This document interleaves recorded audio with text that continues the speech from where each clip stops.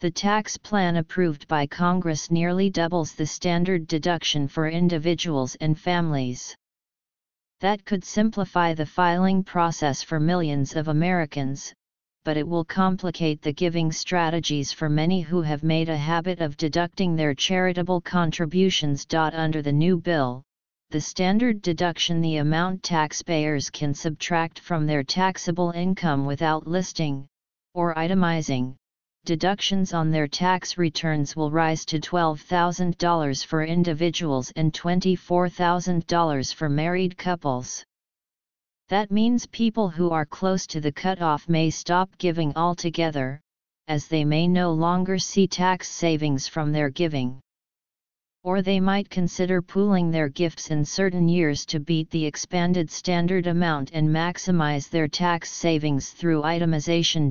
Earl Molander, a retired business professor in Portland, Oregon, has given the situation a lot of thought.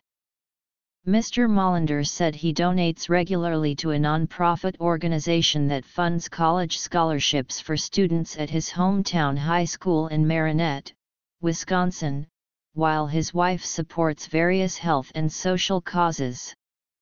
They will continue giving under the new tax rules, he said, but will plan to make their donations and itemize their gifts every other year, when they can beat the standard deduction. This year, for instance, they will double up on contributions. Then in 2018, the couple will skip donating and take the standard deduction. In 2019, they'll make gifts and itemize, and so on. It's what they call bunching, in accounting terms, Mr. Molander said of his strategy. Combined with other tweaks in their schedule of paying property taxes, he said, he estimates the approach will allow the couple to save about $700 a year in taxes over the next 4 years. These bunching strategies, however, leave open a big question. What happens to the charity or nonprofit organization, which has relied on a steady stream of donations to operate every year? Enter what's called the donor-advised fund. These funds, sort of like personal private foundations, without all the legal and accounting costs, allow contributors to donate money and take a tax deduction in the same year, then pay the money to selected charities over time. Someone could bunch several years of donations to a donor-advised fund into 1 year, and take the tax deduction, but then have the fund pay out the gift annually in equal amounts. The charity would get the same amount each year, even in years when the donor did not itemize deductions. The donor does not directly control the money once deposited, but tells the fund's administrator how to spend it, by selecting an eligible charity and an amount to be donated. The money may also be invested depending on the distribution to the nonprofit group, potentially increasing the amount available for contributions. A donor-advised fund is an ideal solution for this, said Timothy M. Stephan, Director of Advanced Planning at Baird's Private Wealth Management Group. Donors can make gifts of cash and securities, such as appreciated stock.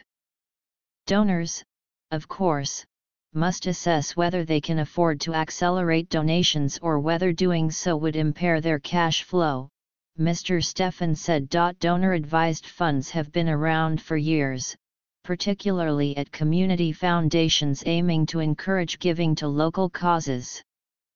But they have become increasingly popular over the last decade with the growth of national funds affiliated with big financial services companies like Fidelity, Vanguard, and Charles Schwab. Fidelity Charitable, for instance, received more than $4 billion in donations in 2016, topping United Way worldwide, which Forbes has ranked as the largest nonprofit organization by private donations. The funds are not without controversy. Some organizations are wary of them, because there is no firm requirement for the funds to actually pay out the money within a certain period. And there are also fees for donors to consider. Fidelity Charitable, for instance, charges an annual administrative fee of at least $100, plus additional investment fees. A chart on its website says that a $10,000 balance would incur annual fees of about $127, compared with hypothetical gains of $190, based on a conservative investment. But there is no doubting the fund's popularity. The National Philanthropic Trust, which prepares an annual report tracking the funds, said there were nearly 285,000 donor-advised fund accounts in 2016, an increase of about 7% over the prior year.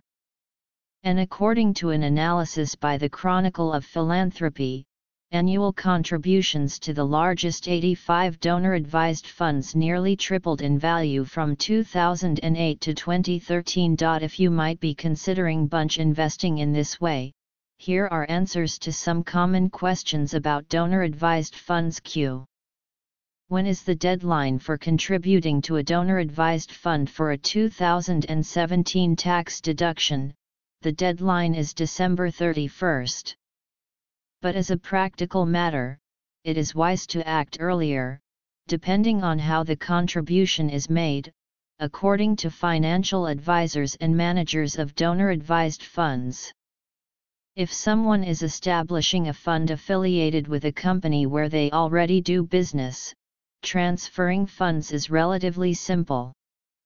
Fidelity Charitable, for instance, says assets can be transferred from Fidelity Investments over the phone or online as late as December 31. But if you plan to pay by check, keep in mind that December 31st is a Sunday, so you will want to document that it was mailed on December 30th to make sure your contribution qualifies for a 2017 tax deduction. The recommended date for some types of contributions has already passed at various donor-advised funds. Vanguard Charitable, for instance, had recommended that securities held outside of Vanguard be contributed by December 15. There is still time to use a donor-advised fund, but it's best to act sooner to avoid last-minute snafus and make sure a gift is counted for 2017 for tax purposes. I would not wait until the middle of next week, said Howard Hook, a financial planner and principal at EKS Associates in Princeton, NJQ. Is there a minimum donation to establish a donor-advised fund? Minimums vary, but an initial donation of at least $5,000 is typical. Subsequent donations may be smaller. Funds usually set a minimum gift amount as well, such as $50. Q. Do I get a tax deduction when I make a gift from my donor-advised fund? No. You take the tax deduction when you contribute the money to the fund. You do not get another one when the money is actually sent to your selected charity.